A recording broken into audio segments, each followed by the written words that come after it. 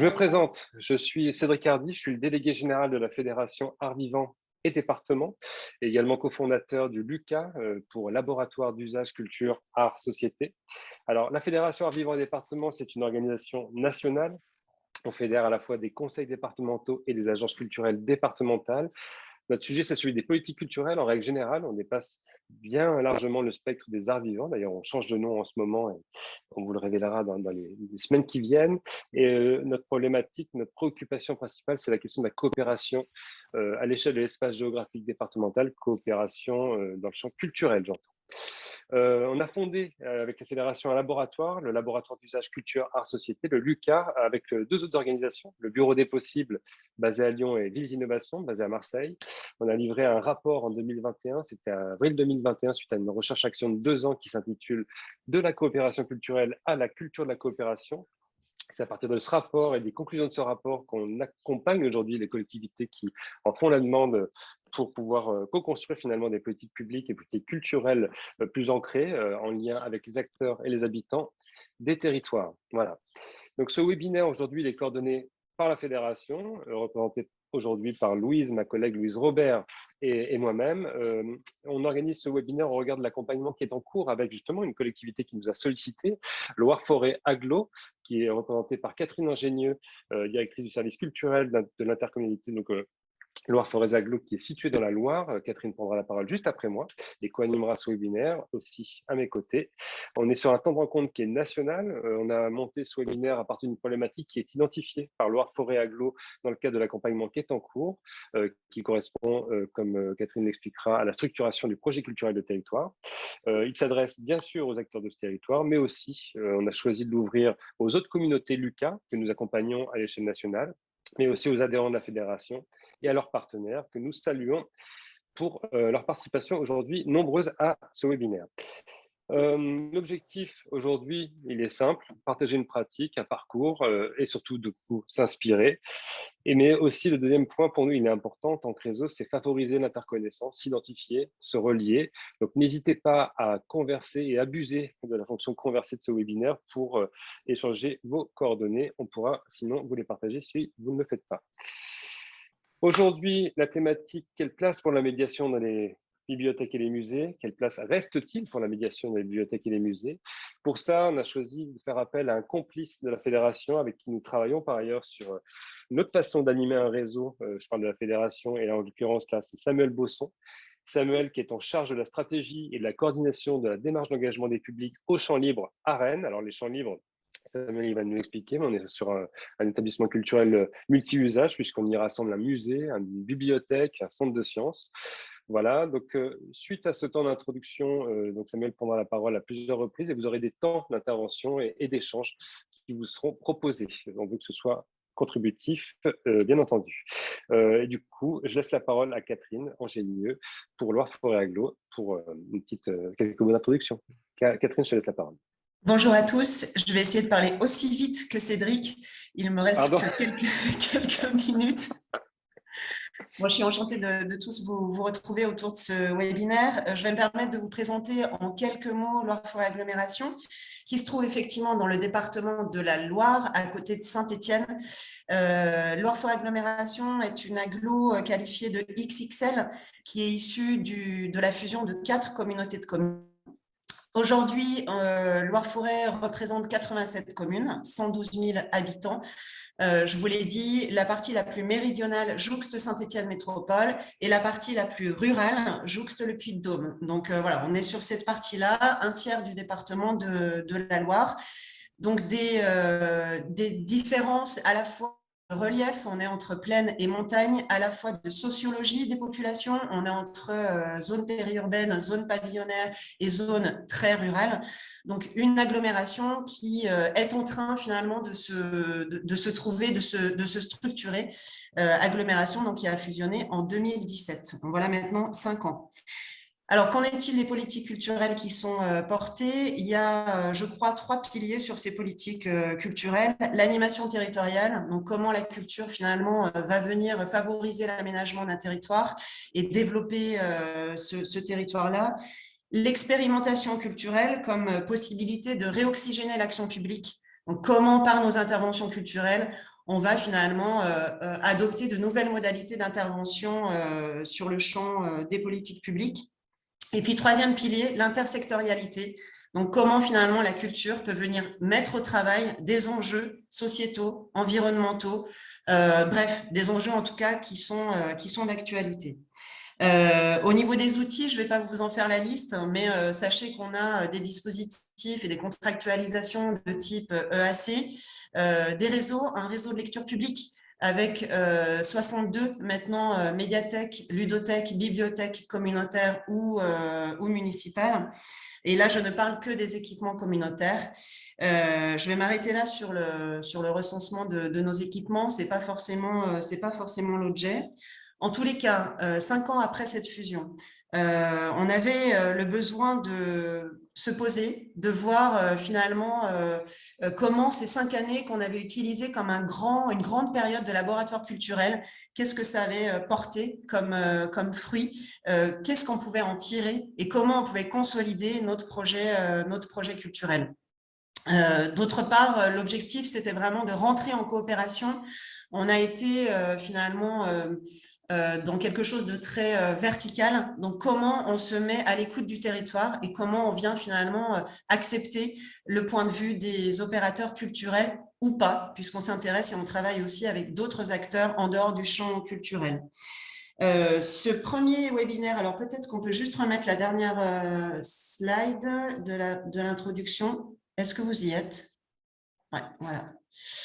Donc, favoriser effectivement les objectifs de notre PCT, c'est bien de favoriser l'émergence d'une nouvelle dynamique territoriale, inventer de nouvelles formes de coopération, notamment avec les communes, conforter notre approche intersectorielle ou transsectorielle. Et puis, l'autre enjeu, c'est aussi de sensibiliser les élus aux enjeux culturels actuels. On est venu chercher le Lucas justement pour cet aspect coopération. On est venu chercher aussi de la méthodologie. Notre idée, c'était de pouvoir apprendre tout au long de la démarche, se mettre au travail, nous, les agents culture de Loire-Forêt, mais aussi les acteurs du territoire. Et c'est ce qui nous a intéressés dans la démarche du Lucas. Aujourd'hui, on est à la fin du co-diagnostic. On entame la phase de co-construction. Voilà, on en est à ce moment-là. Alors, si on peut montrer, atelier écosystème, on l'a passé. Voilà, on est sur cette partie-là avec une conférence atelier le 7 juillet prochain sur le retour de notre co-diagnostic. Alors, pourquoi on se questionne sur la médiation en bibliothèque et en musée? Il y a sur le territoire 4 musées labellisés Musées de France qui sont de compétences municipales et on a un musée intercommunal qui, lui, n'est pas labellisé et qu'on est en train de redéployer dans un objectif d'hybridation et de tiers-lieux. La question qu'on se pose actuellement, c'est comment justement on est dans l'hybridation de nos lieux, comment on rend ces espaces disponibles pour l'habitant, comment on fait en sorte qu'ils soient finalement, ils continuent ou ils deviennent des lieux extrêmement ouverts.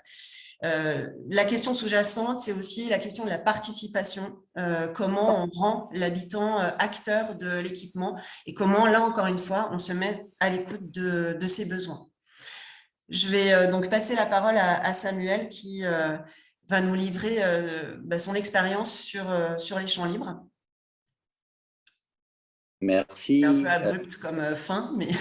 Merci Kathleen, parfait. Bonjour à tous. Donc, moi, c'est Samuel Bosson. Je vous parle de Rennes. J'ai vu qu'il y avait des gens du coin aussi, de l'Oudéac, où je suis né. Je veux bien qu'il y ait d'autres personnes qui continuent la réponse de Romain, qui a répondu de Toulouse à la question. Dans ma pratique, la participation, c'est… Alors, ça peut être, c'est évident ou c'est compliqué. Et comme ça, je vais avoir un petit peu une sorte de température de ce que vous faites les uns et les autres.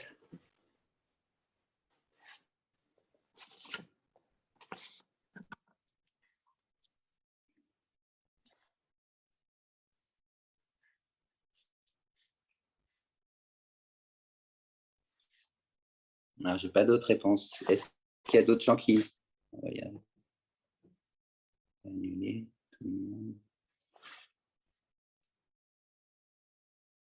Ok, ben en attendant que vous vous lanciez, je vais me présenter un petit peu plus. Donc, moi, je vous parle de Rennes où je travaille au Charlie. Donc, il y a une structure qui dépend de Rennes Métropole. Donc, c'est une structure métropolitaine où, comme l'a dit Cédric, il y a 3 grandes entités qui existaient déjà et qui se sont retrouvées. Donc, ça fait comme une sorte de gros Lego près de la gare dans le centre de Rennes, où il y a donc un musée de sciences, enfin un espace des sciences. Il y a donc un musée d'histoire, enfin le musée de Bretagne, et puis une très grande bibliothèque avec plusieurs étages. Il y a aussi un espace d'exposition. Et puis plus généralement, on pourrait dire que c'est aussi, et ça c'est plus lié à notre sujet, c'est une sorte d'espace public, de place publique où on peut venir se poser, lire la presse, voilà. Et donc on essaie c'est plutôt par ce biais-là, plutôt que par les contenus que je vais faire la présentation aujourd'hui. Donc moi, je travaille sur les questions de la participation depuis très longtemps. J'ai commencé notamment à Toulouse. J'étais au Muséum de Toulouse à un moment. On a travaillé sur les réseaux sociaux en se posant la question de comment on peut utiliser les réseaux sociaux dans une logique de conversation et d'échange. Et puis, je suis un des fondateurs de Muséumix, pour ceux qui connaissent. Ce sont des sortes de marathons créatifs dans les musées où on propose aux personnes de créer un petit prototype rapidement pour faire vivre l'expérience qu'ils auraient bien aimé vivre en visitant le musée. Donc, c'est aussi une façon de donner de la place. Et puis, depuis maintenant 8 ans, je travaille au Champ Libre sur différents types de projets participatifs et en particulier celui que je vais vous présenter aujourd'hui, qui va pouvoir permettre de vous montrer de l'intérieur, de façon très concrète, de quoi on parle quand on parle de participation. Voilà un petit peu la présentation. Moi, je viens du numérique, donc, et puis j'ai aussi voilà, un parcours en ethnologie, donc qui peut un peu expliquer pourquoi les questions de groupe, de qui est dedans, qui est dehors, les dynamiques m'intéressent. Voilà un petit peu pour la présentation globale. Donc aujourd'hui, on va parler de… Merci pour vos retours. Alors, on va regarder. Donc, dans ma pratique, la participation, c'est l'objectif de Lisiane. Une chose que je ne sais pas comment mettre en place. Alors, j'espère qu'on va donner des petites clés. On aimerait la traduire par l'expérimentation. Super.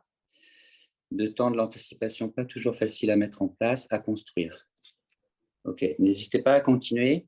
Louise va regarder le chat et faire remonter aussi les questions que vous avez. Donc, comme a dit, la seule petite règle du jeu d'aujourd'hui, c'est d'être là et d'en profiter, quoi. Donc, on a une conversation. Moi, je partage une expérience et l'expertise de cette expérience qui en ressort. Mais si vous avez des remarques à faire et des compléments, surtout, n'hésitez pas. Donc, on va commencer par la présentation sur les rendez-vous 4C. Les rendez-vous 4C, les C, ça veut dire collaboration, connaissance, citoyenneté et créativité. Ce n'est pas forcément les termes qu'on prendrait aujourd'hui, mais peu importe, c'est ce que ça veut dire. Et en gros, ce sont des espaces où les personnes peuvent se retrouver et se donner rendez-vous. Dans nos structures, on donne rendez-vous, on fait des programmes. Et tout l'enjeu là de ce dont on va parler aujourd'hui, c'est comment on permet aux personnes de se donner rendez-vous, de s'inviter les uns les autres et puis finalement d'être les médiateurs les uns des autres. Autour, donc, ils se retrouvent ce sont des groupes qu'on appelle c'est comme des mini-communautés d'intérêt. C'est-à-dire qu'ils ont un intérêt partagé, ce qui va être leur commun. Alors, ça peut être la pratique de la langue, on a l'espagnol, l'anglais, mais on a des choses très spécifiques, comme des gens qui se retrouvent pour jouer au Scrabble en anglais ou au Scrabble en allemand. Et ça, c'est né au fil du temps.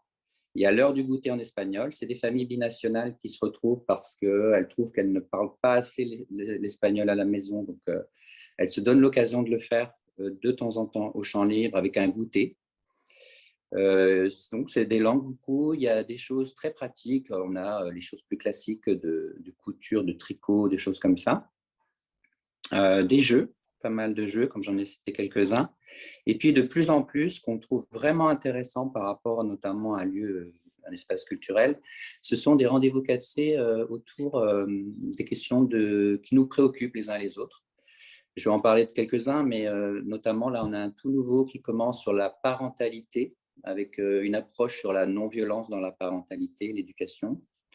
On a un groupe d'entraide sur les soucis du quotidien qui est basé sur une pratique qui a été apportée par l'hôpital Régnier de Rennes, qui s'appelle la thérapie communautaire.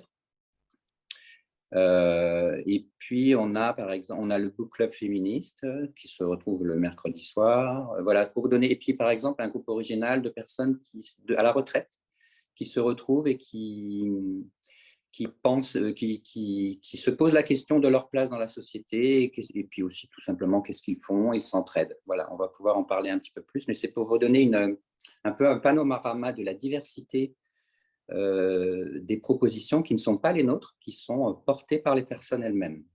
Donc, toute la question, c'est comment on fait ça, j'imagine.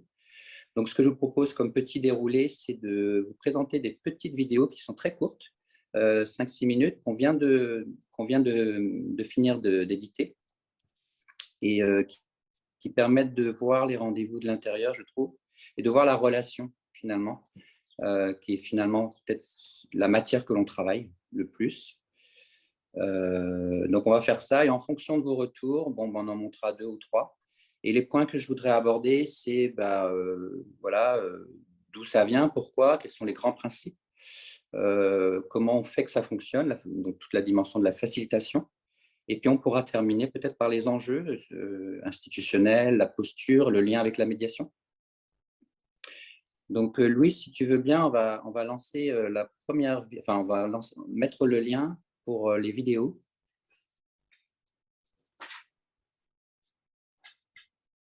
On a choisi de vous partager le lien directement dans le Conversé parce qu'en fait, le partage de vidéos en ligne via Zoom est très saccadé et gâche complètement l'expérience. Donc, on vous invite à vous saisir du lien qui est disponible dans le Conversé, transmis par Louise à l'instant. Alors, l'idée, ça serait de prendre il y a 3 petites vidéos. Dans la page, il y en a 4 en tout. Il y en a une grosse, il y en a 3. Vous prenez celle qui est marquée papotage en chinois. C'est la première des petites. Et vous la lancez, on se retrouve juste quand vous avez fini.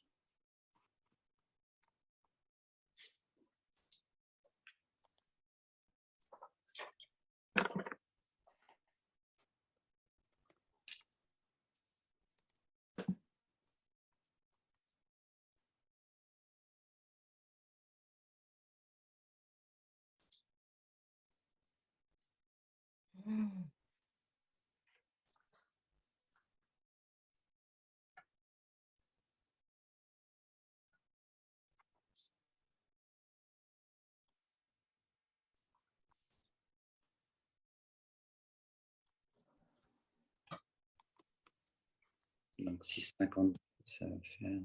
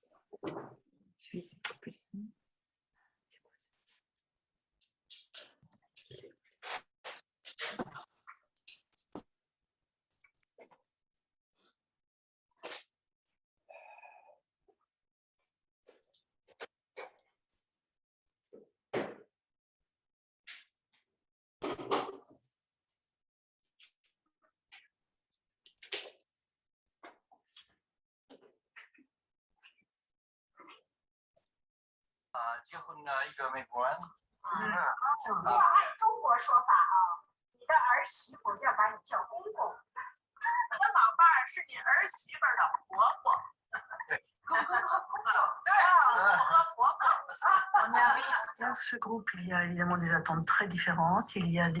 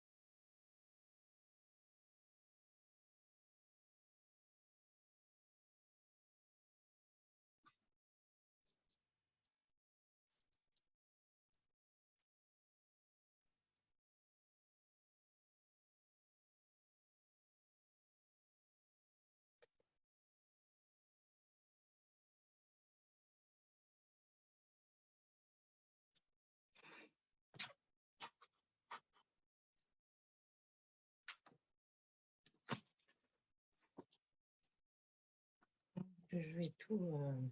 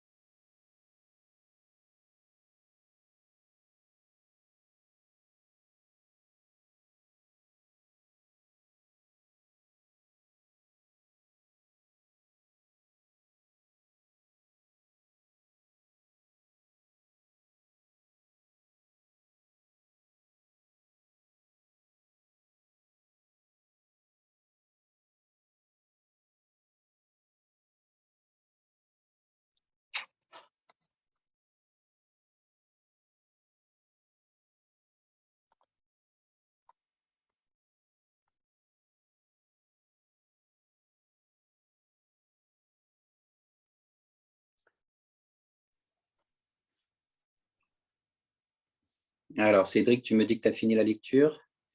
Comme on est Oui, tous oui, en moi je vais asynchrone, c'est finir un exercice un la lecture de peu mon délicat, côté, mais 6 minutes. Ouais. OK. Je pense qu'on va pouvoir Et reprendre donc, on va laisser progressivement, juste effectivement. le temps à tout le monde de revenir. Hop, petite gymnastique technique. Voilà, et bien du coup, aux personnes qui sont déjà revenues, j'ai envie de vous poser. Alors, j'ai une petite question de Romain qui m'a envoyé en message. Je la note bien, c'est sur mon post, mais j'ai envie de vous demander tout de suite, qu'est-ce que vous auriez envie de dire de ce que vous venez de voir?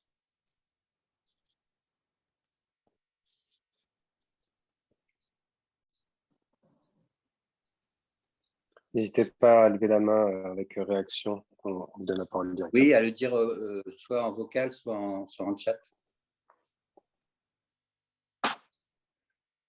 Et, comme ça, moi, je vais réagir en direct, pas forcément faire un déroulé. OK. Donc, ce que vous avez vu, c'est un groupe qui existe depuis plusieurs années, qui s'est arrêté à la période du Covid, mais qui va reprendre là, dans les prochaines semaines. On vient d'avoir un message, ils veulent reprendre. Voilà. C'était un des derniers. Je ne vous ai pas dit tout à l'heure, mais on a à peu près 28 groupes là, différents. Voilà. Certains se retrouvent toutes les semaines, certains tous les mois et certains tous les 15 jours. La plupart, c'est toutes les semaines. Et ça, c'est à leur guise, c'est comme ils souhaitent. Par contre, on encourage la régularité parce que ça crée des habitudes et ça aussi, c'est assez facilitant. Et puis après, je vais vous expliquer les rôles et tout ça. Est-ce que vous avez d'autres retours ou des questions ou des choses qui ne sont pas claires par rapport à ce qu'on a montré? Sinon, Romain m'a demandé, votre poste existait-il dès la création des champs libres? Sinon, de quel constat cette création de poste a-t-elle émané? Alors non, il n'existait pas, et ça, c'est peut-être intéressant aussi. Alors, c'est plus pour la dernière partie, peut-être, dont on va discuter les impacts par rapport à nos établissements et leur logique. Mais non, il n'existait pas, pour répondre tout de suite. J'étais du coup embauché en tant que webmaster, chargé du numérique, des projets numériques. Et je venais avec la culture participative du web, comme je disais tout à l'heure, à l'image enfin en tout cas, la culture du web des débuts, on va dire, du web utopique, à l'image de Wikipédia, où tout chacun peut lire et écrire. Donc j'avais un petit peu ces modèles-là en tête. Et j'avais envie quand j'ai postulé, j'ai dit tout de suite que j'avais envie aussi de faire des choses de ce registre participatif dans les lieux. Et il y avait une idée de faire une sorte de labo culturel, et ce n'était pas encore tout à fait défini, mais il y avait quelque chose comme ça. Je n'ai pas fait tout de suite, j'ai attendu 1 an parce que j'avais trop de travail. Et petit à petit, on a commencé avec des groupes, 1, 2, 3. Ça a pris beaucoup de temps pour démarrer. Et maintenant, je suis à temps plein sur cette fonction. Le poste, je ne sais jamais trop quoi dire ce que je fais parce que ça n'existe pas vraiment, c'est compliqué. Bon, c'est de l'ordre de la facilitation. Donc, pour l'instant, là, je ne sais plus ce qu'il y avait dans le PowerPoint, mais moi, je dis aujourd'hui, je suis chargé de projet participatif. C'est très vague, mais au moins, c'est simple. Voilà. Donc, la question du poste aussi, c'est intéressant. Mais non, il n'y avait pas de poste. Donc, c'est un projet. Ce qui est peut-être intéressant, le plus intéressant, c'est de se dire que c'est un projet ascendant, du coup, aussi. Autant les personnes viennent et proposent des choses d'elles-mêmes, ça a été aussi mon cas. Et ce n'était pas, si vous voulez, une commande. Alors aujourd'hui, une commande hiérarchique, je veux dire. Par contre, aujourd'hui, il y avait beaucoup de liberté et de confiance. Donc ça, c'était quand même les ingrédients nécessaires.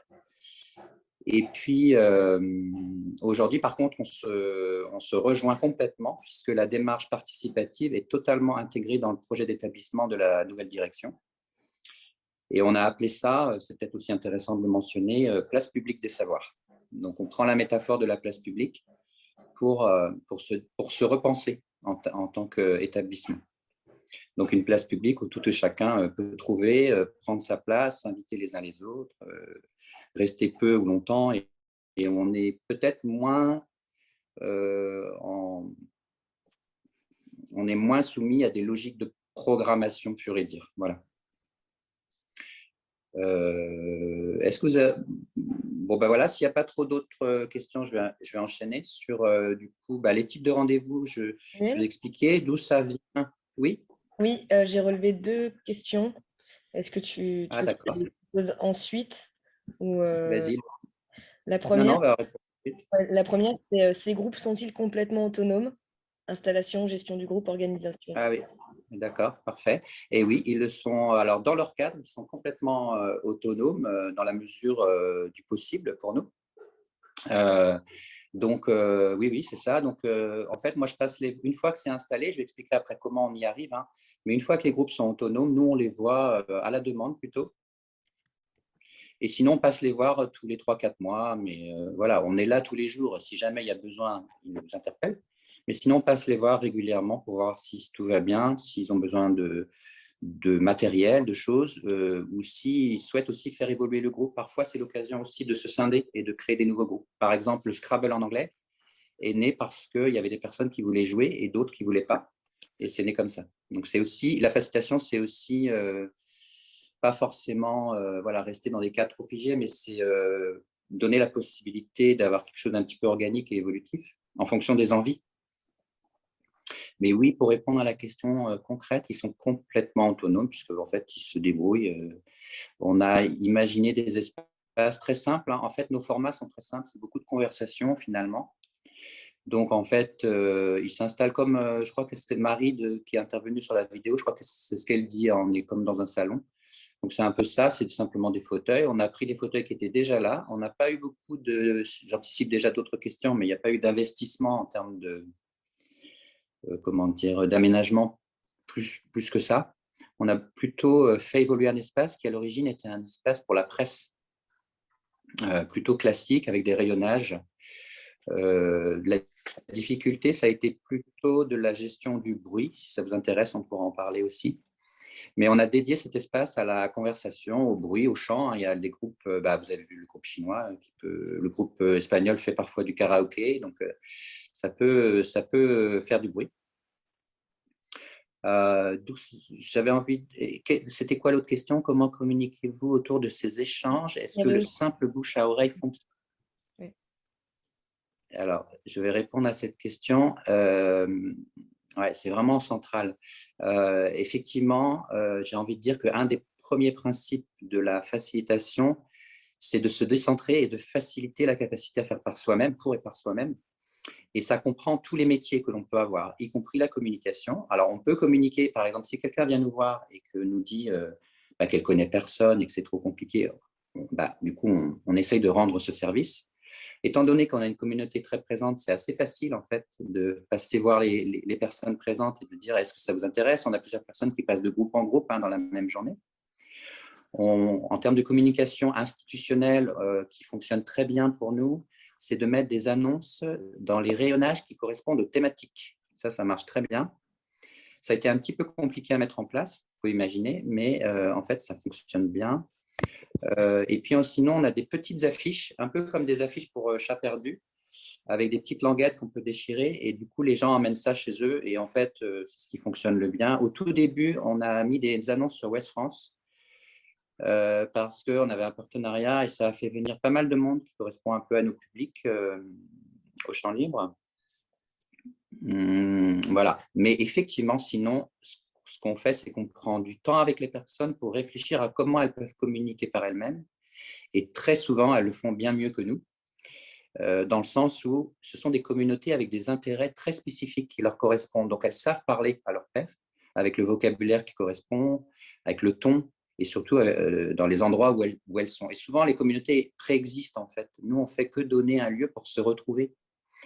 Les Wikipédiens communiquent entre eux quand ils viennent chez nous. Et oui, j'ai oublié de dire, il y a les Wikipédiens, il y a OpenStreetMap, il y a des capteurs citoyens aussi, il y a une dimension numérique aussi, où des gens capteurs citoyens, c'est des gens qui mesurent l'air, en fait, la qualité de l'air, dans une logique libre.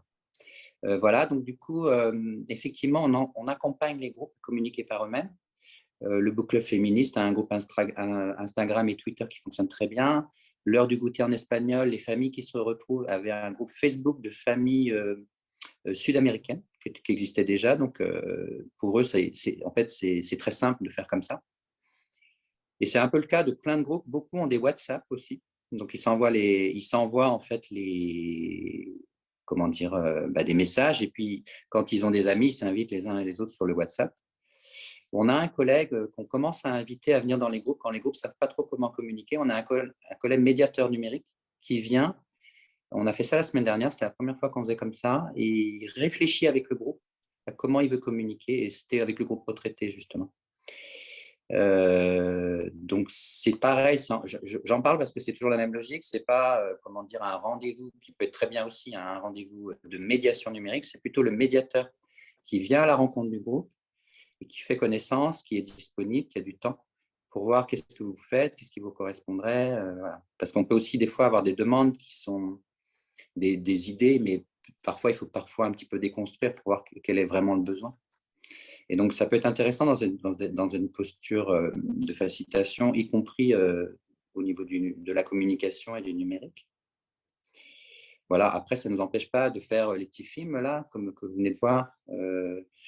Qu'est-ce qu'on a pu faire? Puis de temps en temps, on met des annonces et ça permet aussi de compléter et de communiquer auprès de nos publics à nous. Mais c'est quand même généralement moins efficace par rapport au 4C. Ça marche très bien pour les conférences, les expos, bien sûr, mais pour les groupes, c'est mieux de faire du bouche à oreille, hein, pour le dire simplement.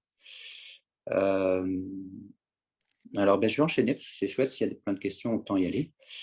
Comment communiquer? Samuel, il y Ouais. avait aussi une question par rapport à ton poste. Est-il rattaché à la médiathèque ou bénéficie-t-il d'un rattachement au champ libre?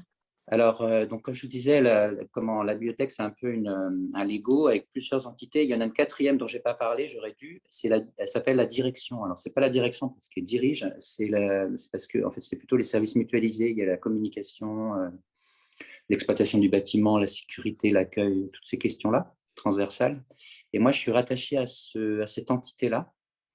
Alors, au départ, j'étais à la com et maintenant, je suis dans un nouveau service qui s'appelle coordination culturelle. Alors, c'est intéressant parce que du coup, je me retrouve avec la programmation. Donc, ça nous donne l'occasion de enfin commencer à mieux comprendre les logiques des uns des autres et à voir comment il peut y avoir des croisements possibles. On en parlera peut-être un peu plus après. Parce que vous comprenez bien qu'on est un peu dans le spectrum, dans deux logiques différentes qui sont toutes les deux tout à fait pertinentes et il ne s'agit pas c'est pas une logique d'exclusivité. Mais quand on part des personnes, c'est pas pareil. Il y a c'est une logique d'offre, on va dire, de qualité, et l'autre, c'est une logique plutôt de demande. À partir des personnes, on construit avec. C'est tout l'enjeu, en fait. Hein. Et donc, c'est intéressant qu'on soit dans le même service. Et il y a la médiation aussi qui est avec nous. Donc, du coup, c'est comment la médiation n'est pas simplement positionnée en intermédiaire entre de la programmation et des publics, mais aussi à nos côtés, pour, par exemple, faire visiter une exposition, mais à partir des personnes. Par exemple, amener l'heure du goûter en espagnol, on l'a fait il y a quelques semaines, voir une exposition de photos qui s'appelle Madeleine de Cinétide, et c'est des photos qui ont été faites dans les années 70 par une photographe qui est restée vivre dans un village en Bretagne.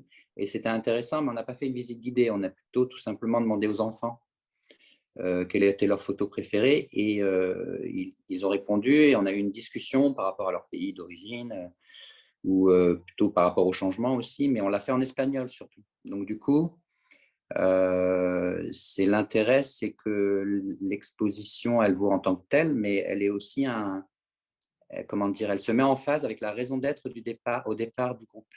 Voilà. Et ça, c'est vrai que quand on y réfléchit, on peut adapter beaucoup de choses finalement à tous les groupes. Le book club féministe, on peut faire une visite avec, en parlant de la place des femmes en Bretagne. On peut aussi, au niveau de la documentation de la bibliothèque, se dire que systématiquement, il y aurait la possibilité de descendre de discuter avec les groupes et de leur amener des ouvrages. Donc en fait, mais c'est simplement qu'on part dans l'autre sens. Donc moi, je vais un peu loin parce que peut-être que je vais déjà sur les questions d'enjeux institutionnels, mais bon, tant pis. Je suis à la direction. Ces groupes sont-ils complémentaires? Donc ça, j'ai déjà répondu. Comment communiquez-vous autour de ces échanges? Donc ça, on a fait. Ah oui, pour les publics qui n'ont ni Internet, ni accès au réseau de communication. Alors, nous, dans notre situation, alors chaque établissement a sa situation, ce sont beaucoup des personnes qui viennent au Champ Libre déjà.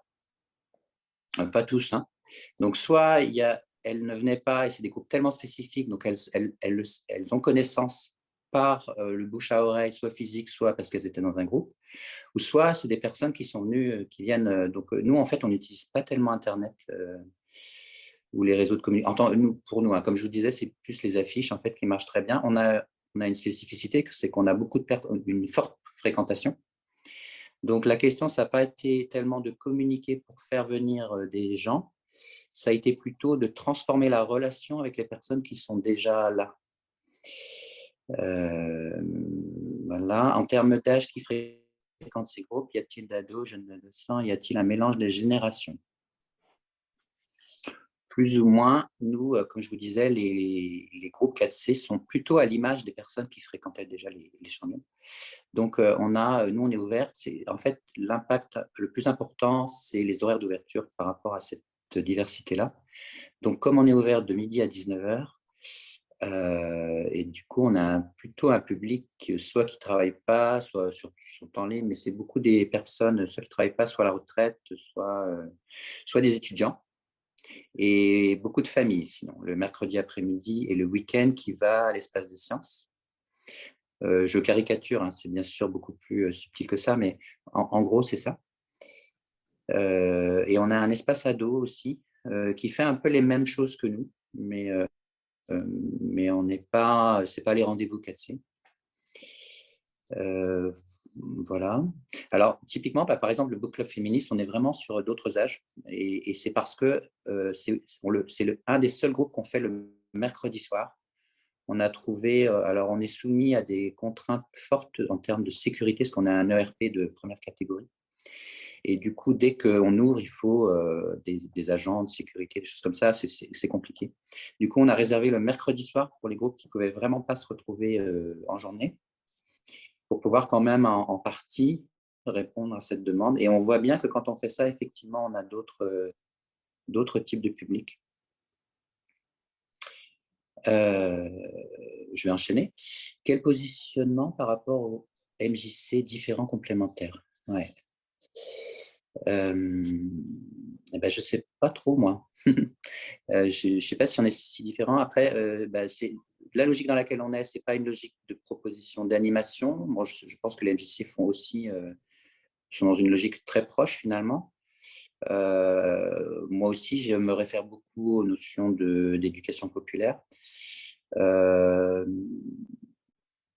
Voilà, peut-être que nous, ce n'est pas des associations ou des groupes constitués qui viennent, c'est vraiment des individus qui refont commun, qui refont groupe, et on le fait ensemble.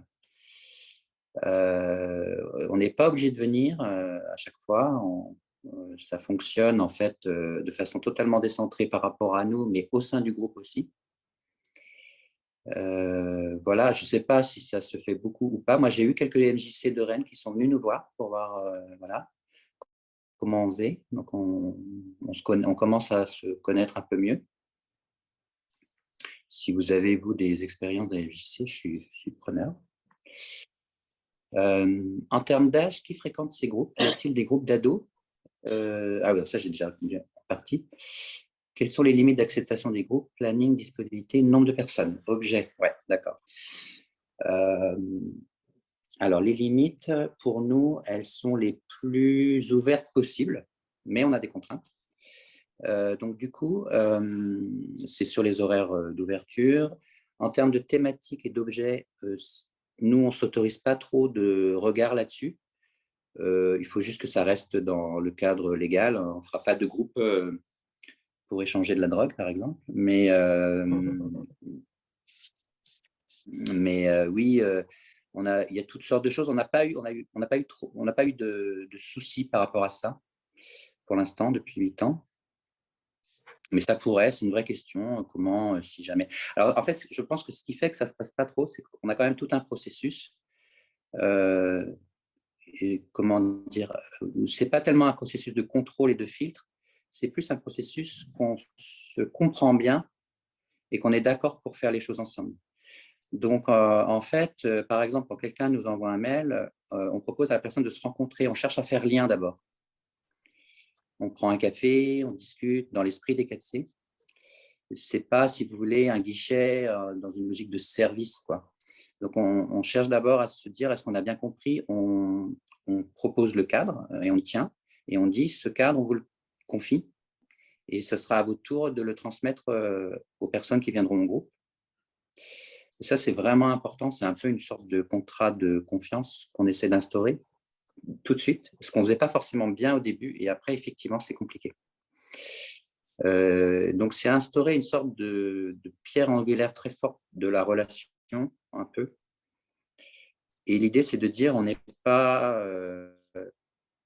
pas au-dessus de vous en surplomb, mais on n'est pas non plus, comment dire, en dessous, quoi. Enfin, on est à côté. On fait les choses ensemble, y compris. Donc là, c'est vraiment la notion de posture que je voulais aborder, mais finalement, la question lui fait penser. Et y compris quand c'est compliqué. On n'est pas obligé d'avoir les réponses à tout. Votre groupe fait du bruit, il n'y a plus de place, bon, ben, on cherche une solution. Typiquement, la cuisine, on n'a pas de cuisine, il y avait un groupe cuisine à un moment. Ben, on a imaginé quelque chose où les personnes venaient avec des plats préparés à la maison, froids. Et on s'est plus concentré sur d'autres thématiques. Voilà. Alors, on n'a pas eu à refuser de proposition. Je ne crois pas. Je réfléchis vite fait. Non, je ne crois pas. Ou alors, c'est parce que la personne n'avait pas du tout compris, par exemple. Ça peut arriver où des personnes se disent, je vais donner des cours, avec parfois même une bonne intention. Ça, on fait très attention parce que du coup, pour la personne, ça va être compliqué parfois de se décentrer. Elle est porteur d'une expertise et du coup, là, c'est pas qu'on dit non, mais c'est qu'on en reparle avec la personne, voilà, pour être bien clair sur le fait qu'elle est d'accord pour se décentrer aussi à son tour. Et que tout à chacun dans le groupe est en capacité d'être apprenant et enseignant, quoi. En quoi le manque de cadre préalable a pu s'avérer compliqué? Ouais. Eh bien, parce que le cadre préalable, parce que bah, si ce contrat-là, il n'est pas clair, comment dire, on a tous chacun des références différentes sur ce que c'est qu'un groupe, qu'est-ce que c'est normal, même de ce que veut dire la participation. Et on pouvait avoir des retours, ben, il faut bien quelqu'un qui sache, voilà. Donc, on se met d'abord bien d'accord sur ce que ça veut dire. Et nous, plus on fait ça au départ, plus ça nous permet de lâcher prise derrière. Ça peut paraître paradoxal. Moi, je crois beaucoup à la structure, mais la structure de soutien d'une intention. Parce que la page blanche, en fait, peut amener en fait, finalement à beaucoup d'incompréhension et puis parfois aussi de la reprise de pouvoir. Voilà. Donc, avoir des règles du jeu bien établies permet aussi à tout à chacun de se les approprier et d'en être le garant. Et le cadre, il se traduit pour nous par des règles du jeu. Il y en a 3 très simples qu'on a simplifiées, qui sont en gros, je vous les donne. On est là, on joue le jeu, on participe, quoi. Sans obligation, mais à partir du moment où on s'inscrit, on est là, plutôt en convivialité aussi. On a la notion de convivialité, c'est important. Et puis, on a la petite règle du jeu qui dit on fonctionne par l'envie partagée.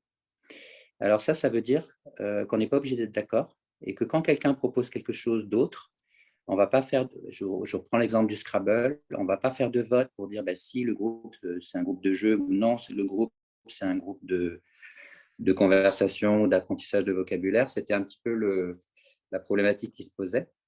Parce que ça va générer des perdants, des gagnants. Ça peut être compliqué. On est plutôt dans une logique qui s'appelle l'actioncratie, un grand mot, mais qu'on a traduit simplement comme ça, et qui vient justement des règles du jeu qu'on peut retrouver dans des Fab Labs, dans des Hackerspace.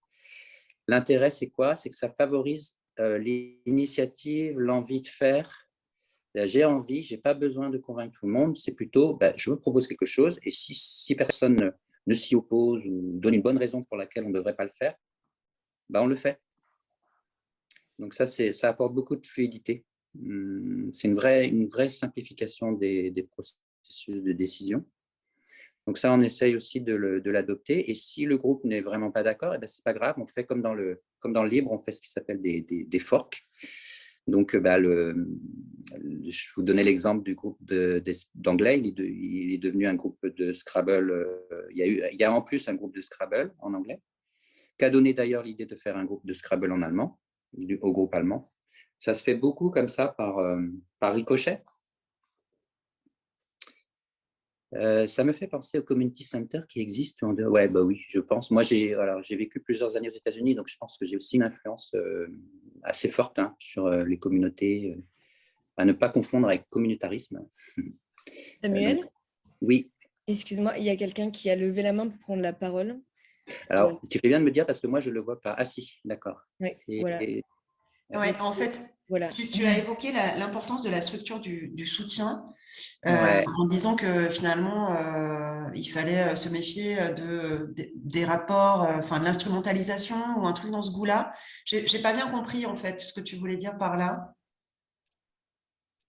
Je crois que ce que j'ai voulu dire, c'est que si on n'a pas de règles du jeu sur lesquelles on est d'accord, ce n'est pas des règles du jeu imposées, on est d'accord, on peut les revoir, mais il en faut, pour moi, il en faut, en tout cas, dans mon expérience. Si tu veux, ça peut faire que derrière, je ne sais pas, quelqu'un, par exemple, on a eu le cas, le groupe n'existe plus, mais c'était une enseignante de russe, donc on avait un groupe russe, et c'était très compliqué pour elle, mais parce qu'on n'avait pas assez vigilant au début, de se décentrer. Elle arrivait vraiment dans une logique de cours, quoi. Donc, c'est pas grave, il n'y a pas de souci, et puis ça convient au groupe, ça convient. Le problème de ça, c'est qu'on retombe dans une logique presque de programmation, de médiation, et du coup, c'est fragile. Si elle n'est pas là, le groupe s'arrête. Parce qu'on n'a pas parlé de pourquoi c'est intéressant de faire de la participation, c'est quand même peut-être par ça qu'il faudrait commencer, mais c'est que pour moi, ça apporte de l'autonomie, de la capacité de faire pour et par soi-même, et donc du coup, alors, ce qui en soi est déjà chouette, ça apporte de la diversité parce que le principe des communautés de pratique et d'intérêt, c'est de se dire que l'intelligence, elle est aussi en dehors de l'organisation. Donc, tous les groupes qui viennent au Champ Libre, ils apportent tout leur propre savoir, expertise, originalité. Donc ça fait vivre les Champs Libres. Ça amène aussi, moi, je pense, cette capacité à faire par soi-même à de la résilience. Alors, grand mot, mais par exemple, pour le Covid, beaucoup d'entre nous ont fermé pour le confinement, et ça a pu du coup faire dérailler la machine parce que voilà, on peut plus. Voilà. Nous, la grosse moitié des groupes ont continué à se voir. Alors soit en ligne, ou soit par exemple le groupe retraité, ils ont fait des randonnées dans leurs quartiers respectifs, ce qui était tout à fait pertinent par rapport à leur raison d'être, puisqu'ils se posent la question de la place de chacun dans la ville. Donc voilà, et ça permet de montrer son quotidien, d'en parler. Donc voilà, pour moi aussi, une autre raison de faire participation. Ce n'est pas juste la participation pour moi, ce n'est pas juste un supplément d'âme parce que c'est sympa et que c'est fun. C'est plus dans une logique presque de politique. En plus aussi, je crois qu'elle en parle dans la vidéo. On va peut-être faire une autre vidéo après. Elle en parle. Ce lien, c'est quand même aussi quelque chose d'important pour les personnes. Beaucoup de gens sont isolés et du coup, venir au Champ Libre sans charge mentale, on n'est pas obligé de réserver, on peut venir s'installer, on n'est pas venir à chaque fois. C'est un vrai service, je pense, et déjà en soi simple et un vrai service public, quoi. Et puis de venir retrouver des gens avec qui on a une relation finalement assez forte. C'est pas une relation de travail, c'est pas une relation familiale ou amicale, mais finalement on y parle de choses personnelles parfois. Le groupe retraité, par exemple, a beaucoup abordé la question alors je le sais parce que ma propre maman en fait partie, donc elle me raconte ce qui s'y passe et elle a été dans la situation de devoir aider sa mère à aller à l'EHPAD et des choses comme ça, et ils en ont parlé. Donc c'est devenu un groupe d'entraide. Et ça crée quand même des liens forts, quoi. Voilà. Et moi, c'est là, je vois aussi l'intérêt du véritable lien. On en parle souvent, mais concrètement, c'est ça que ça peut permettre. Samuel, il y a aussi ouais. une autre question qui avait été posée un peu au début sur, je te la répète telle qu'elle est écrite, est-ce que ces collectifs auraient pu exister dans d'autres structures existantes de votre territoire, associations, centres sociaux, lieux alternatifs? Si oui, quels échanges avez-vous avec ces lieux? Hmm. Bah oui, bien sûr, ça peut exister, je pense, n'importe où. Après, ce n'est pas une question de lieu, c'est une question pour moi de posture, de façon d'être et de faire les choses. Donc, ça dépend après de chaque structure. Concrètement, à Rennes, moi, je suis je suis même très impliqué dans un lieu qui s'appelle l'hôtel Pasteur, qui est un hôtel ouvert aux habitants pour faire des résidences, pour faire émerger des projets artistiques ou tout autre. Et du coup, il y a un peu cette logique-là aussi, sauf que c'est temporaire. Par rapport à nous, c'est des groupes il y en a certains, nous, ils se connaissent depuis 5 ans, 6 ans. Là, c'est 3 mois. Mais du coup, on est en train de réfléchir parce que du coup, je suis assez impliqué à pourquoi pas dire, on poursuit la résidence dans le cadre des 4C et ça serait une articulation intelligente. En plus, on n'est pas loin les uns des autres. Et puis, on a aussi l'idée de faire, alors ce qu'on commence à établir, on appelle ça la tiers programmation. Donc, le problème des 4C, c'est qu'on va très, très loin, en fait, finalement, dans l'autonomie, mais c'est exigeant. Ça veut dire qu'on s'engage un petit peu sur voilà, tout un processus à long terme. Et là, on se dit qu'on pourrait faire aussi quelque chose de plus simple pour pouvoir répondre à des demandes qu'on ne sait pas traiter dans la programmation, qui sont des gens qui nous proposent des rendez-vous ponctuels, en fait, des ateliers, des sujets. Donc là, par exemple, on vient de recevoir une association d'éducation populaire qui s'appelle Topla, ça a l'air très chouette, et ils proposent des choses. Et du coup, on va à la rentrée, là, on va les voir. Et ce qu'on se dit, donc là, ça rejoint la thématique de l'articulation programmation-facilitation, c'est que ce cadre-là où ils pourraient venir pourrait permettre de dire aux personnes qui sont présentes, si vous avez envie de poursuivre la conversation, voilà, on va monter un 4C.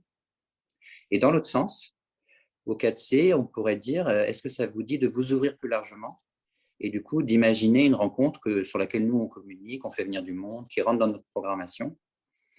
Et du coup, on peut voir qu'on n'est pas en opposition, mais bien au contraire, dans une logique un petit peu vertueuse entre du quotidien et de l'événementiel.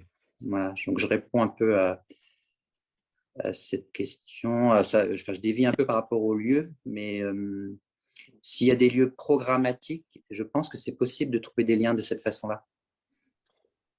Samuel, je me permets de t'interrompre un tout petit peu, excuse-moi, il nous reste un peu moins d'une demi-heure et il y a une question qui monte dans le chat du coup sur la question des droits culturels, mais peut-être que tu vas l'aborder dans le support PowerPoint que je crois que tu as préparé. C'est est-ce que pour toi, les 4C sont une mise en application des droits culturels? C'est une question que pose Catherine Ingénieux et on sait que dans le Loir-Forêt et partout ailleurs, c'est une question un peu chaude, la question des droits culturels. Donc du coup, voilà, je te laisse la parole. Oui, oui, moi, pour moi, on est en plein dedans. Moi, après, je n'utilise pas trop ce vocable-là, mais j'ai fait une formation sur les droits culturels il y a 2 ans et on s'est rendu compte qu'on le faisait, en fait, sans trop le savoir au départ. Mais là, pour moi, de ce que j'ai compris, les droits culturels, c'est qu'on part des personnes avec ce qu'elles sont, leurs références. Donc nous, c'est typiquement, alors on le fait de façon très humble et très simple, mais je pense que c'est ce qu'on fait. Et quand Antonio, avec sa fille Mayana, fait un appel au micro en espagnol pour demander aux gens de les rejoindre, et que ça va dans tous les champs libres, pour moi, c'est la mise en œuvre des droits culturels concrète. Ils sont venus l'autre jour, je vous donne un autre exemple parce que c'est anecdotique, mais c'est parlant. Donc, ils ont le groupe, lors du goûter en espagnol, fait tous les ans la fête des morts mexicaine. Ils font un hôtel des morts. Ils font la piñata. Et il y a 2 semaines, ils étaient là et ils ont chanté des chansons un peu comme on fait pour la fin de l'année à l'école. Donc, ils ont répété et ils ont invité le groupe des grands, entre guillemets, qui sont donc les personnes qui pratiquent l'espagnol, des adultes. C'est un autre groupe, mais ils les ont invités à venir. Et ça a été un moment super chouette où ils ont chanté ensemble. Et les adultes sont plutôt, pour le coup, des personnes qui sont originaires de France, qui apprennent. Donc, ça a été vraiment pour moi l'occasion de mettre en pratique, si vous voulez, les droits culturels, d'une certaine façon. Toute la question après, c'est comment la structure est en capacité d'avoir l'intelligence de partir de là et de tricoter les propositions avec ces ressources. Donc, par exemple, on va avoir une exposition sur la mort en Bretagne dans quelques temps. Et on a la conservatrice qui est venue voir le groupe, puisque ça fait 2 ans du coup qu'ils font l'hôtel. Et du coup, ça a donné l'idée d'une partie de l'exposition participative, justement, à partir de cette idée d'hôtel des morts. Voilà, je vous donne des exemples qui me viennent comme ça, mais pour moi, oui, on met en pratique les droits culturels à notre mesure. Hein. Avez-vous commencé par des demandes précises de groupe? Je réponds à cette question, puis après on fait une petite pause, parce que j'ai peur de vous de parler trop. Alors, du coup, avez-vous commencé par des demandes précises de groupe? Alors voilà, ce qu'on a fait, c'est que, et donc, il faut bien commencer quelque part. Donc du coup, on a commencé par des gens qu'on connaissait déjà. Donc moi, je connaissais, de par mon parcours dont je vous ai parlé, je connaissais bien les Wikipédiens rennais. Donc du coup, je les ai invités, ils venaient déjà pas mal avec le musée faire des choses, mais on les a invités à venir sur un rendez-vous 4C. Et très vite, il y a eu l'anglais, je ne sais plus exactement comment c'est venu, mais ça s'est imposé très vite. Et il y a une collègue aussi qui avait envie à la bibliothèque de faire du tricot avec d'autres collègues. Et on lui a, Angélique, qui travaille avec elle, qui travaille plus au Champ Libre, mais qui était collègue bibliothécaire avec elle, leur a dit pourquoi vous ne le faites pas avec le public? Ça a démarré comme ça. Alors, comme je disais, on n'avait pas beaucoup de temps au départ. Hein. On avait chacun nos boulots. Voilà. Donc, on a commencé tout doucement, ce qui nous a permis de. C'est une petite retour d'expérience que je peux faire, c'est commencer doucement à partir de besoins concrets et puis voir ce qui ne marche pas. Et on ne peut pas avoir un cadre parfait au départ. Et je pense que ce qu'il faut, c'est des grands principes que j'ai commencé à évoquer, hein, de se décentrer, de penser pair à pair, penser réciprocité, penser passage de relais. Mais après, la traduction concrète, ça va vraiment être en fonction des situations, des contraintes. Et voilà, c'est comme ça qu'on a commencé, et qu'on a peaufiné, qu'on a fait le cadre dont je parlais tout à l'heure, parce qu'on s'est rendu compte qu'il y en avait besoin. Voilà. Si ça vous convient, Alice, je propose qu'on regarde peut-être la vidéo. Alors, il nous reste une demi-heure, donc on va en faire qu'une seule. On va faire le breton.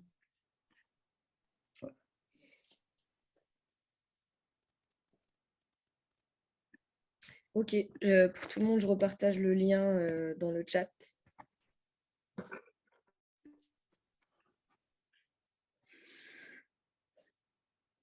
Merci pour toutes vos questions, c'est chouette.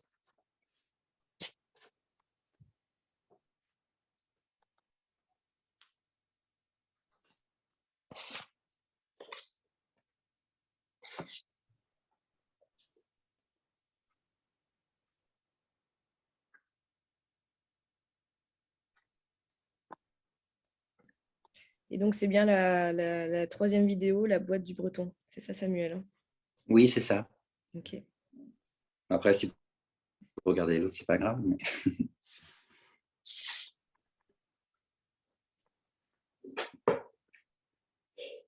qui est intéressant, c'est qu'il y a un médiateur dedans, du coup.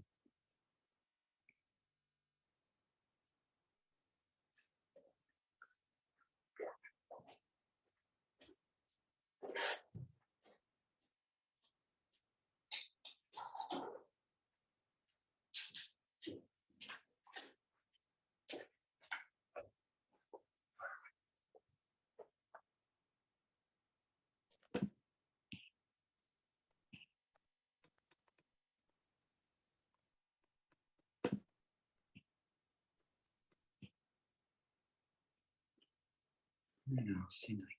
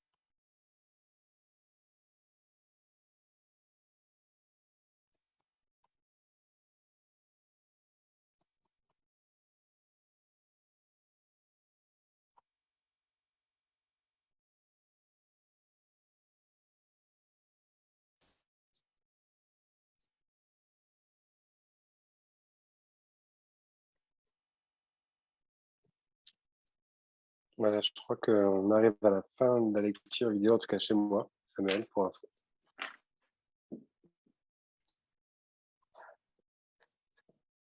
On a juste quelques secondes, le temps que tout le monde revienne. Pendant ces quelques secondes, Samuel, est-ce que le fait qu'il y ait un médiateur, ça change un peu les choses? Parce que moi, j'ai été frappée il y a un moment donné, j'en ai une, comme s'il était finalement animateur du groupe, j'en ai une qui, c'est un vocabulaire qui m'a semblé un peu incongru dans ce contexte-là, mais Ouais, c'est intéressant. Bah, après, voilà, hein, on est ce qu'on est tous. Pascal, on se fait il est, rattraper. bah, ouais. Pascal, il est top. C'est un des seuls médiateurs qui a réussi à trouver sa place dans les quartiers après 8 ans et qui en profite aussi dans son métier.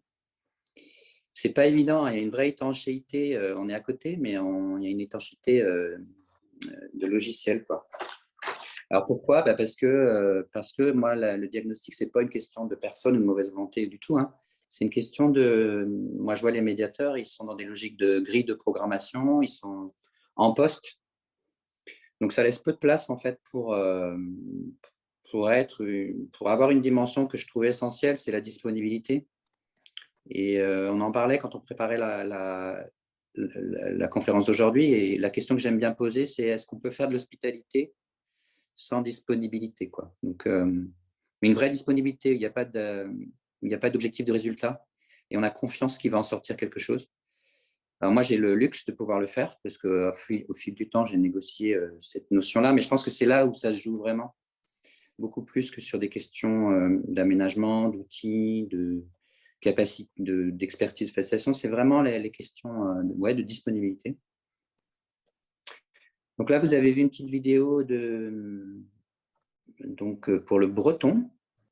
Pareil, si vous avez des retours à faire, ce serait sympa. Il y avait une petite question que j'ai vue, une question ras des pâquerettes de Romain. Vous savez que les groupes n'avaient pas la charge mentale d'avoir réservé la PPS, ça veut dire quoi? Place publique des savoirs. Ah bah oui, ok. La PPS, ça n'a jamais posé de… un peu fréquenté. Si, là, on arrive à saturation, concrètement, sur l'espace presse dont j'ai parlé. Et heureusement, le musée est passé en gratuité depuis quelques mois. Donc, on vient de voir si on ne peut pas coloniser un peu plus d'espace au champ libre, ouvert, libre, pour que les gens puissent s'installer. On a un café, et c'est un peu compliqué aujourd'hui parce qu'ils sont dans une logique très commerciale. Et c'est compliqué du coup d'avoir des groupes qui viennent, qui ne consomment pas, qui restent longtemps. Mais on refait la concession et on a mis dans le cahier des charges qu'il y avait cette logique-là. Et la notion d'espace, en fait, ce n'est pas tellement de comment il est aménagé, mais d'en avoir pour pouvoir avoir cette flexibilité du coup et de pouvoir répondre et se dire ça va toujours plus ou moins marcher. Après, il ne faut pas non plus hésiter à avoir plusieurs groupes en même temps parce que ça génère une ambiance de conversation intéressante. Ça dit aussi la convivialité, ça dit qu'on peut s'autoriser à faire. En fait, donner à voir aux autres, je pense que c'est une chose très importante aussi, hein. Dans les communautés, on parle de travailler avec la porte du garage ouvert. Et je pense que c'est le cas pour les tiers-lieux, parce que en fait, c'est pas qu'on ne communique pas, mais on voit d'autres. Et si on se dit que d'autres font quelque chose, peut-être que c'est bien pour soi aussi.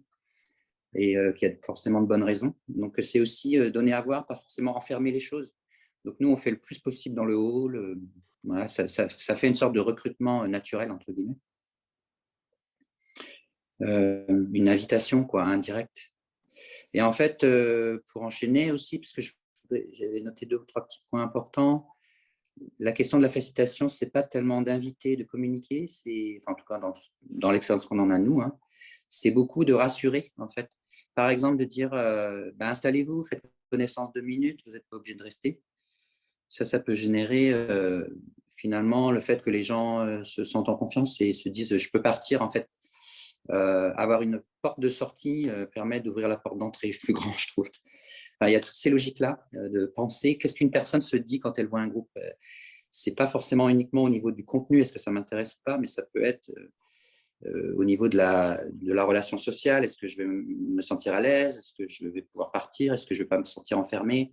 Donc, nous, on a beaucoup travaillé ces questions-là en disant bien, il n'y a pas d'obligation, il n'y a pas de contrainte. Et je pense que c'est ce qui fait que beaucoup de personnes viennent finalement. Elles viennent parce qu'elles n'y sont pas contraintes. Ce qu'on peut peut-être trouver dans d'autres structures ou des associations, on doit un petit peu s'engager. Donc, on a trouvé plein de petites astuces.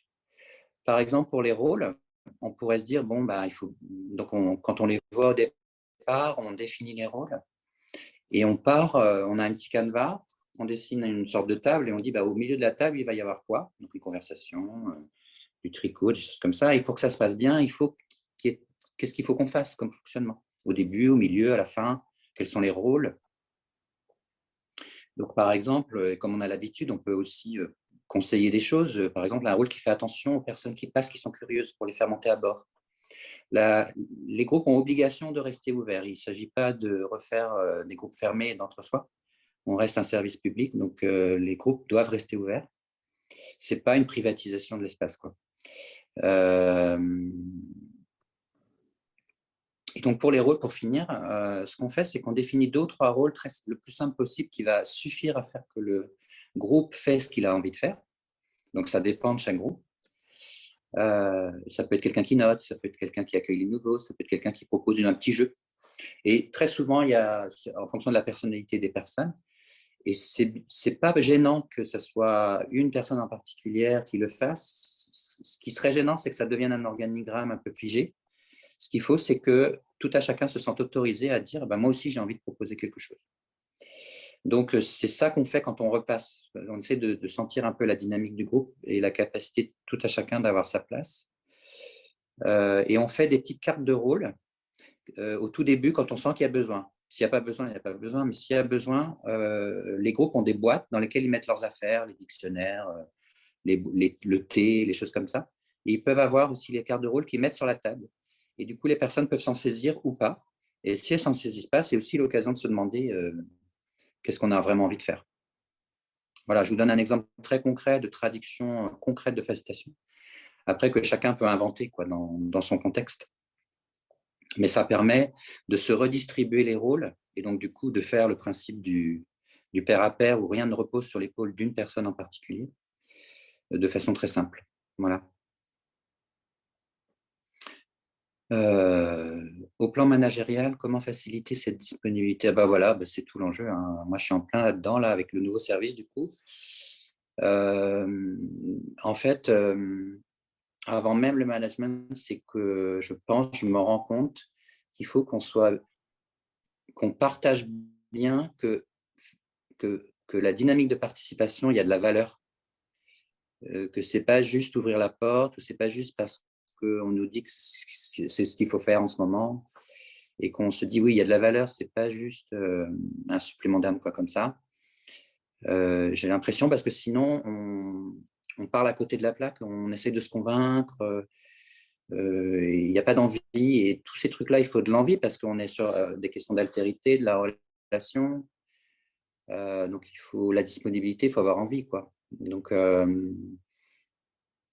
Donc, c'est à ce niveau-là, je pense que ça se travaille d'abord. Et puis après, là, par exemple, on essaye avec les collègues avec qui je travaille, je ne les ai pas cités, mais je vais le faire, Manuel Moreau au musée et puis Mélissa Lalouette à la bibliothèque.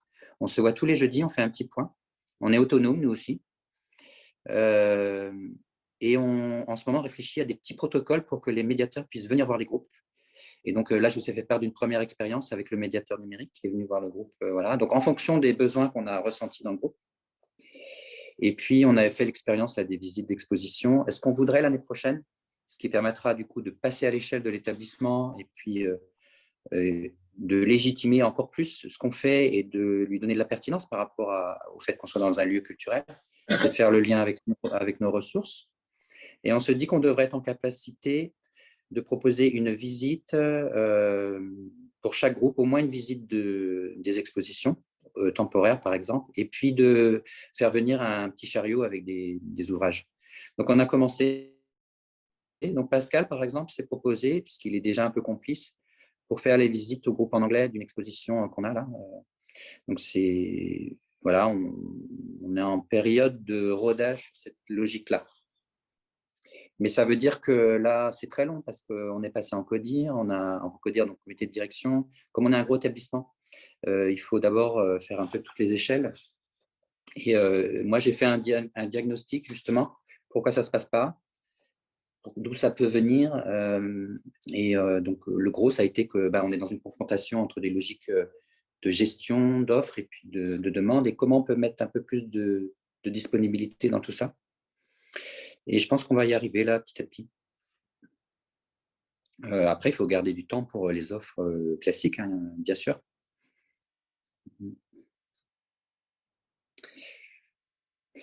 Je vois qu'il est, ouais, ok, 25. Est-ce que vous aviez d'autres petites questions pour qu'on finisse?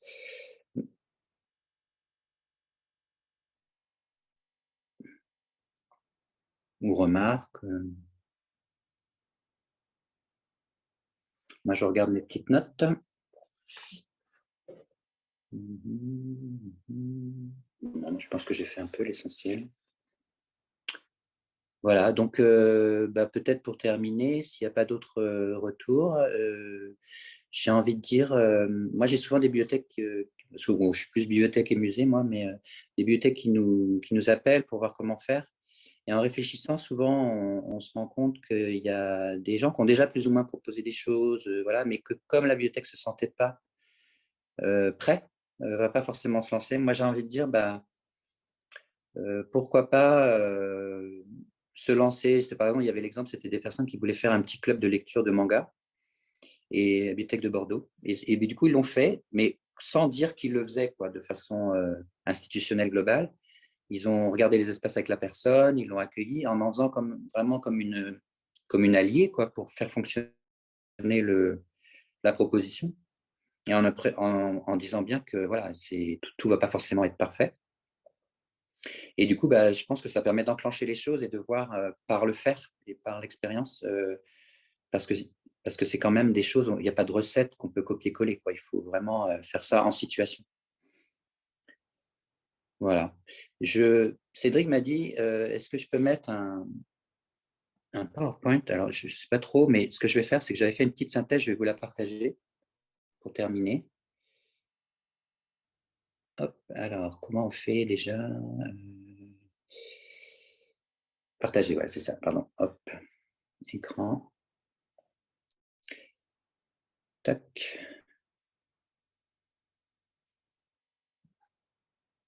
Donc, normalement, vous devez voir mon iPad. Et j'ai fait une petite synthèse rapide qui reste à un niveau assez global, mais je pense que finalement, le message principal, peut-être, sur le fait que la participation, ce n'est pas quelque chose qu'on peut décréter dans une réunion. Hein. Surtout pas, on va aller élaborer des thématiques, comme vous avez vu, ça vient des personnes, et on n'aurait sûrement pas imaginé la diversité de ces propositions dans un comité de programmation, par exemple.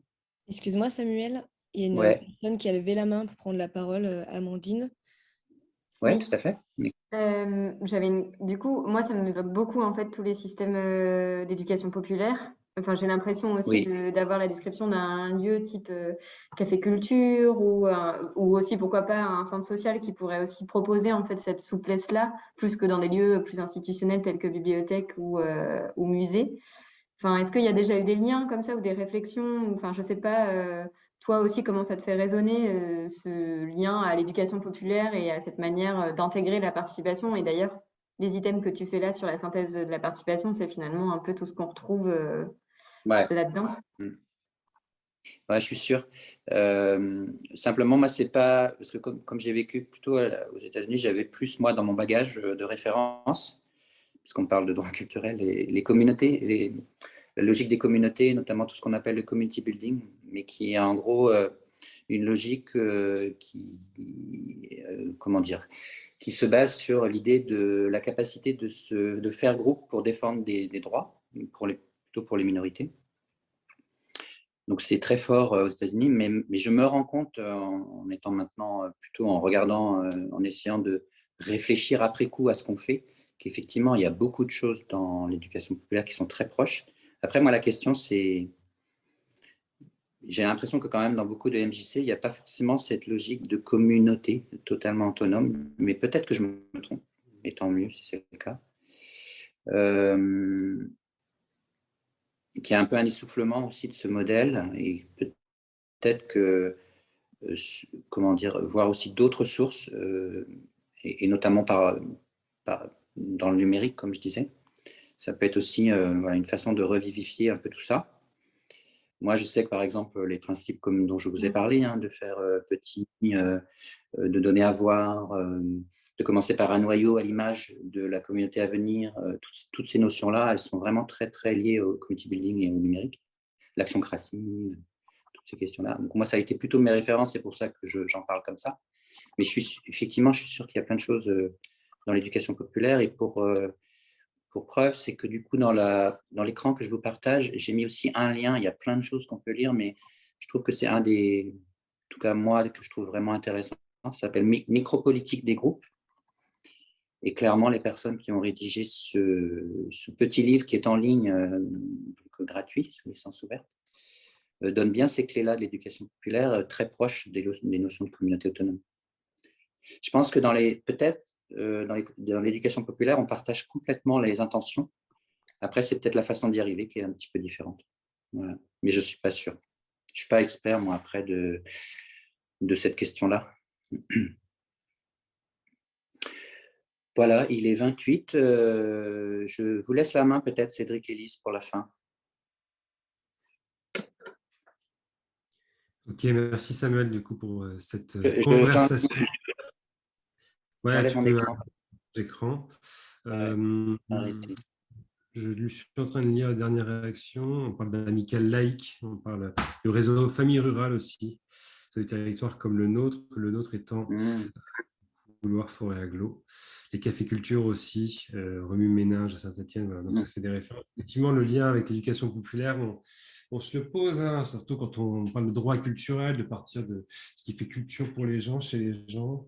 Et je pense qu'il y aurait vraiment, enfin, on gagnerait forcément à travailler davantage ce lien plus fin. Aujourd'hui, avec l'EducPop et ces acteurs, je pense à cet entre-soi culturel et à nous, acteurs culturels, qui essayons de manipuler ces notions parfois avec un peu de maladresse ou beaucoup d'envie. Mais en tout cas, oui, des points à relier, c'est certain.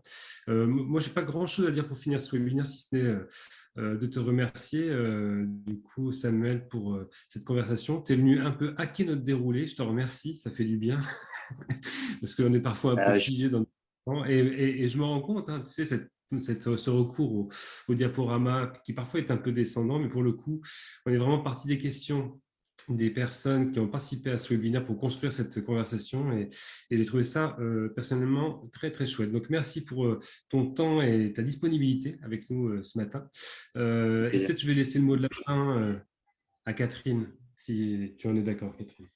Alors, en quelques mots, d'abord, merci effectivement, Samuel, c'est un modèle extrêmement inspirant, enfin, si tant est qu'on puisse parler de modèle dans ce cas-là.